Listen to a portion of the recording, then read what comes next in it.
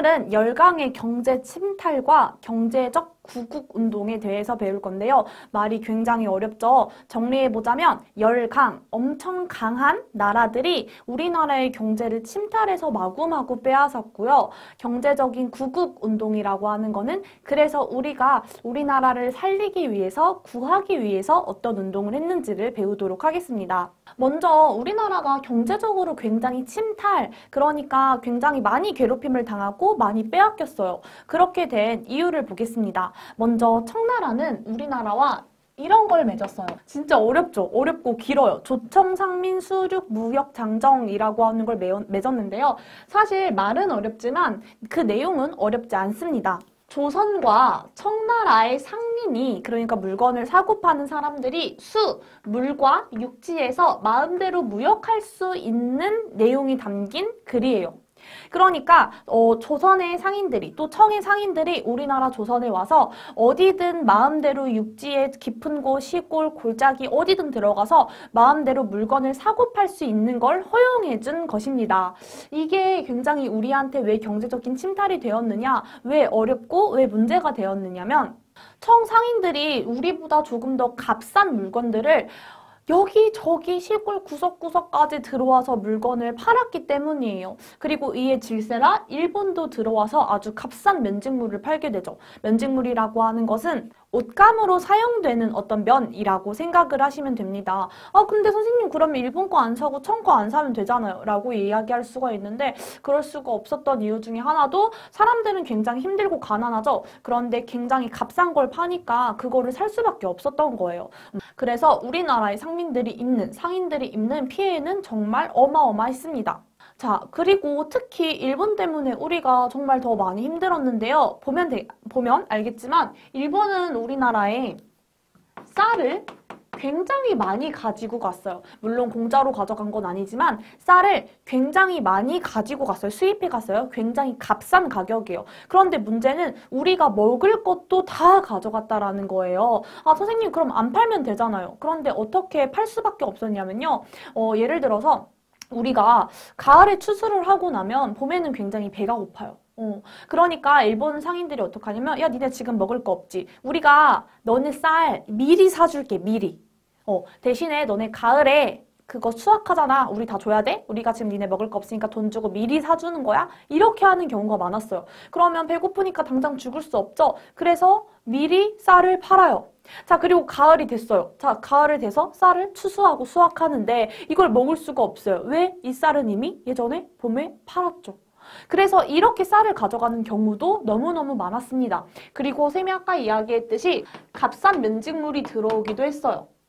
선생님 그러면 이제 일본한테 쌀 그만 팔아요. 이런 어떤 조약을 맺으면 안 되나요? 라고 이야기할 수가 있어요. 그런데 문제는 우리가 일본과 최초로 맺은 근대적인 조약인 강화도 조약 기억나죠? 강화도 조약을 맺었을 때 우리가 조건이 쌀을 무제한으로 수출한다라고 하는 조항이 있었어요. 쌀을 마음대로 가져가도 된다라는 조항이 일본이 이걸 맺었던 거예요. 그런데 우리가 당장 먹을 게 없으니까 그래서 우리가 어떻게 했냐면 그러면 우리가 일단은 방공령을 내릴게요 라고 했어요. 우리가 내렸던 거거든요. 뭐냐면 너무나도 곡식이 많이 빠져나가서 우리가 먹을 게 없으니까 곡식을 못 나가게 방어하는 어떤 규칙을 내린 거예요. 곡식이 그만 빠져나가게 방어하는 어떤 령을 내렸던 거죠. 명령을 내렸던 거예요. 자, 그래서 특히 함경도와 황해도에서는 쌀 수출을 금지하기 위한 방공령을 내리기도 합니다. 그런데 여기서 일본 측 입장은 이거 내리려면 한 달 전에 말해줘야지 이렇게 갑작스럽게 말해주는 게 어딨어. 너네가 이렇게 해가지고 우리 당황해서 우리가 가진 피해가 많으니까 너네가 우리한테 피해 보상해 라고 하면서 오히려 조선한테 피해 보상을 요구했습니다. 이런 것처럼 뭔가 방공령도 마음대로 시행되지도 않고 청과 일본의 상인들은 자꾸 조선에 들어와서 우리나라의 많은 것들을 빼앗고 여러 가지 이런 어려운 일들이 자꾸만 겹쳐지고 힘들어지니까 우리나라의 농민들은 더 많은 큰 피해를 보게 되었습니다. 자, 그런데 우리가 항상 이렇게 침탈을 당할 수만은 없잖아요. 그래서 우리는 국채보상운동이라고 하는 경제적인 구국운동, 경제를 구하기 위한 운동을 시작하게 합니다. 바로 국채보상운동입니다. 이 국채보상운동을 주도했던 사람들을 알아볼게요. 이 국채보상을 주구했던 사람은 바로 대구의 서상돈입니다.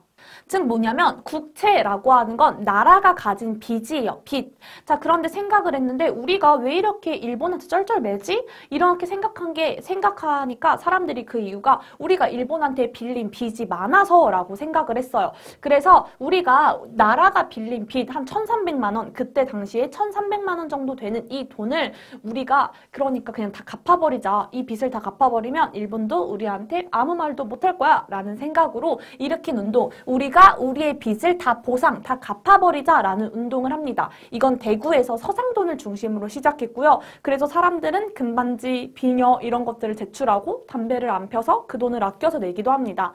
담배도 끊고 술을 끊기도 합니다. 사람들의 의지가 정말 대단해서 막 이 운동을 하니까 굉장히 많은 돈이 빨리빨리 모이기도 돼요.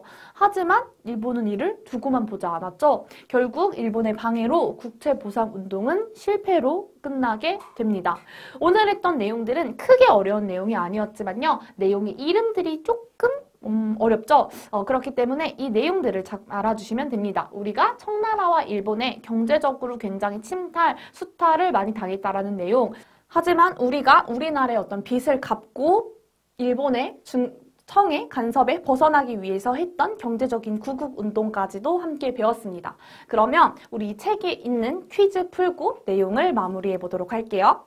자, 먼저 98조 1번. 자, 우리 동그라미 표시, X 표시를 해볼 건데요. 1번, 조청상민 수령 무역 장정 체결로 어떤 상인들의 활동이 늘었죠? 일본이 아니라 청이죠. 그러니까 X 표시겠죠.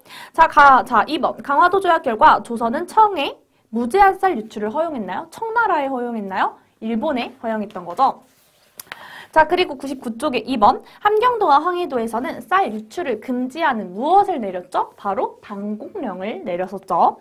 자, 그리고 두 번째. 대구에서는 누구를 중심으로 나라의 빚을 갚자라는 운동이 일어났죠? 바로 서상돈을 중심으로 국채 보상 운동이 일어났습니다. 우리 여기까지 배웠던 내용을 워크북으로 돌아가서 복습하는 시간 갖도록 하겠습니다.